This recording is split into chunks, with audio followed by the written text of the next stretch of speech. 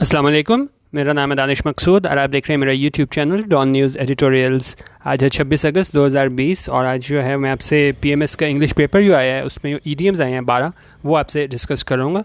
अच्छा, इसमें जो 12 ईडियम्स हैं उसमें जो पहला ईडियम है वो है ब्लैक शीप। अब ब्लैक शीप क्या होता है? ब्लैक शीप हमारे पास होता है ख़ासतौर पे ये यूज़ होता है किसी ऐसे शख्स के लिए फैमिली में जो क्या है आप फैमिली के लिए शर्मिंदगी का बायस बने। इसको अगर हम देखें, black sheep is an idiom used to describe an odd or distributable member of a group especially within the family. Example से ज़्यादा क्लियर हो जाएगा। Jabbar is the black sheep in our family. अगर जबार जो है वो क्या है? ब्लैक शीप है हमारी फैमिली में। वो किस वजह से? He almost ended up in jail a few times when we were younger. उन्होंने कहा वो जो है तकरीबन मतलब almost ended up in jail, यानी कि बिल्कुल वो जेल जाते जाते बचा अ फ्यू टाइम्स, कुछ मरतबा, व्हेन वी वर यंगर, जब हम छोटे थे। तो इस लिहाज से इन्होंने ब्लैक शीप यूज़ किया है कि कोई शख्स जो फैमिली के लिए ख़ास तौर पे शर्मिंदगी का बाहिस बने। अच्छा, सेकंड एरियम है harp on the same string. अब ये क्या है? कोई एक चीज़ के बारे में जो है ना वो आप बार बार जिक्र करो एक चीज़ को, तो उसको हम कहते हैं harp on the same string. ठीक है। और जिस तरह ये होता है ना, आप एक म्यूज़िक का कोई नोट बजा रहे हो, उसी को आप बार बार बजाओ तो आप जितनी दफ़ा भी करोगे तो आवाज़ क्या है? सेम ट्यून ही आएगी। तो वहाँ से ये लिया गया है harp on the same string और इसकी harp on the same string. और इसकी एग्जांपल अगर हम देखें तो ये क्या होगा?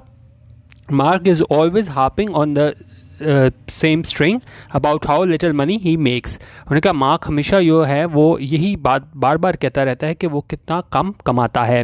आई wish he would come up with something new to talk about. उन्होंने कहा मेरी ख्वाहिश है कि वो कुछ नई चीज़ के साथ आए कि उसमें वो बात करे, किसी नई चीज़ के बारे में बात करे। वो जो एक जिसको कहते हैं ना, एक ही बात आप बार बार करी जाते हो कि भाई मैं पैसे बहुत कम कमाता हूँ, उनका वो ये ना करे।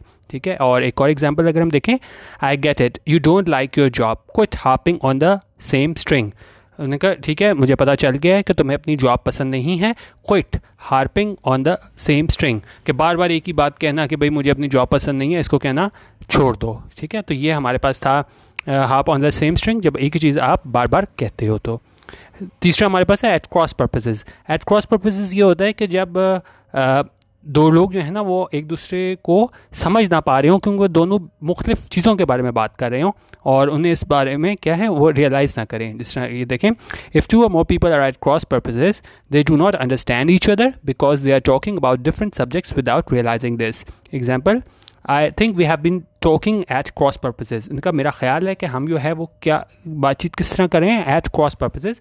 आई meant next year not this year, यानी कि एक बंदा है वो बात कर रहा है नेक्स्ट ईयर के हवाले से किसी चीज़ के बारे में, और जो है दूसरा बंदा वो कुछ और उसको दूसरे सेंस में ले रहा है, नॉट दिस ईयर। यानी इसको अगर हम दोबारा देखें तो उसने कहा कि मैं जो बात कर रहा हूँ वो नेक्स्ट ईयर की कर रहा हूँ, इस साल की नहीं कर रहा, और दूसरा शायद वो समझ रहा है कि वो इस साल की है। तो दोनों वो ये बातचीत कर रहे हैं क्या? एट क्रॉस पर्पसेस हैं। वो एक अलग चीज़ के बारे में, अलग साल के बारे में बात कर रहा है, दूसरा अलग साल के बारे में बात कर रहा है। तो यहाँ से ये कहते हैं कि जब दो लोग बात कर रहे हों मुख्तलिफ सब्जेक्ट्स के बारे में, ठीक है, तो उसमें हम कहते हैं एट क्रॉस पर्पसेस। ज़ाहिर उस चीज़ का नतीजा कोई निकलेगा, एक दूसरी चीज़ के बारे में बात कर रहा है और दूसरा बंदा एंटायरली डिफरेंट चीज़ के बारे में बात कर रहा है। Out of pocket. अब आउट ऑफ पॉकेट के यहाँ पे तीन बेसिकली मीनिंग्स बताए हैं। एक तो आउट ऑफ पॉकेट ये होता है कि जब कोई चीज़ है ना वो आप अपनी जेब से दो। जिस तरह अगर ये देखें, the company is making me pay for all this equipment out of pocket, कि कंपनी वो मुझे है वो मजबूर कर रही है कि मैं बिल दूँ इस इक्विपमेंट का अपनी जेब से। ठीक है। और दूसरी एग्जांपल इसी में देखें, you will have to pay for the plane tickets out of pocket but you will be reimbursed after you arrive. उनका आपको अपने जहाज़ के टिकट हैं वो अपनी जेब से देने पड़ेंगे, लेकिन आपको क्या है रीइंबर्स कर दिया जाएगा, यानी पैसे आपको वापस कर दिए जाएंगे आफ्टर यू अराइव, जब आप वापस आएंगे। अच्छा, और ये भी एग्जांपल है, ये पढ़ लीजिएगा। एक और जो मीनिंग हमारे पास इसका आउट ऑफ पॉकेट का यूज़ होता है वो है हमारे पास ये वाला, lacking the adequate sum amount of money. किसी चीज़ आपके पास जो है ना पैसे ना हो तो उसको भी हम बोलते हैं इसको क्या है ये हमारे पास आउट ऑफ पॉकेट। इस तरह अगर हम देखें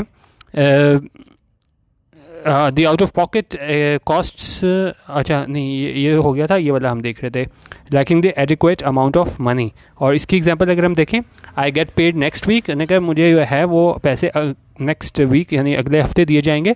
सो can we go out to dinner then, तो उन्होंने कहा क्या तब हम जा सकते हैं डिनर पे? I am just a bit out of pocket right now. और क्या bit out of pocket right now यहाँ पे क्या मतलब है कि मेरे पास अभी जो है ना उतने पैसे नहीं हैं। तो एक ये भी मसला था आउट ऑफ पॉकेट का, एक अपने पैसों से देना, अपनी जेब से पैसे देना, और एक जब आपके पास पैसे ना हो, आउट ऑफ पॉकेट उसको भी बोलते हैं।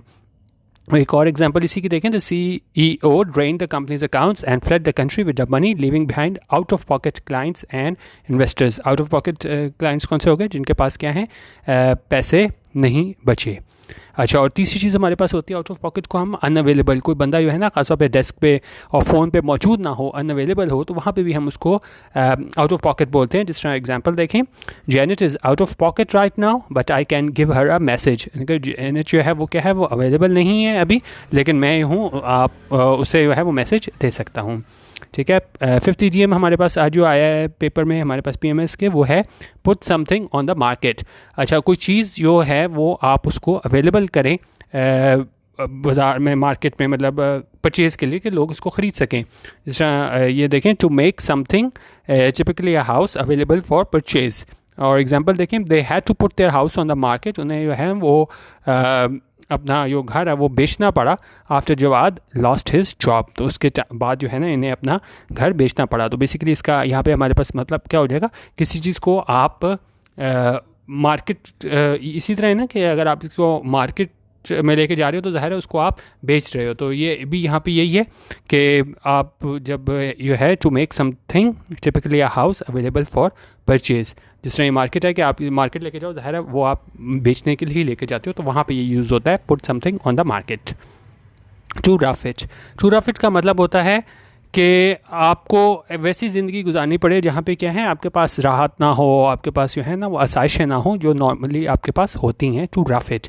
और इसमें एग्जांपल हम क्या दे सकते हैं कि there is a camp site but if you prefer not to rough it the lake hotel is nearby. उन्होंने कहा यहाँ पे कैंप साइट मौजूद है, लेकिन अगर आप चाहते हो कि नॉट टू रफ इट, यानी कि उन कंडीशंस में आप नहीं रहना चाहते जिसके आप आदी नहीं हो, तो आप क्या कर सकते हो, lake hotel is near by, कि ये दूसरा होटल है वो भी है, वो करीब ही है।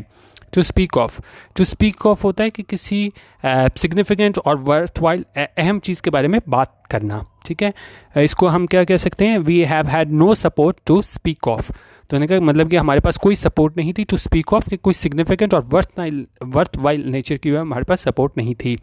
एक और एग्जांपल देखें, एनी फ्रेश डेवलपमेंट्स, कोई मैंने कहा कि कोई नई डेवलपमेंट्स हुई हैं, और जवाब इसमें क्या है, नथिंग टू स्पीक ऑफ, यानी कि कोई भी ऐसी बात नहीं हुई है अहम और वर्थ वाइल नेचर की, तो वहाँ पे हम इसको यूज़ कर रहे हैं नथिंग टू स्पीक ऑफ। तो ये है हमारे पास टू स्पीक ऑफ। और इसका मीनिंग देखें क्या होता है, रेलेवेंट, वर्थ मैंशनिंग, कोई इतनी अहम चीज़ ही ना हो कि आप ये सोचो कि भाई ये मुझे इसको मेंशन करना चाहिए, हैविंग एनी प्रैक्टिकल सिग्निफिकेंस।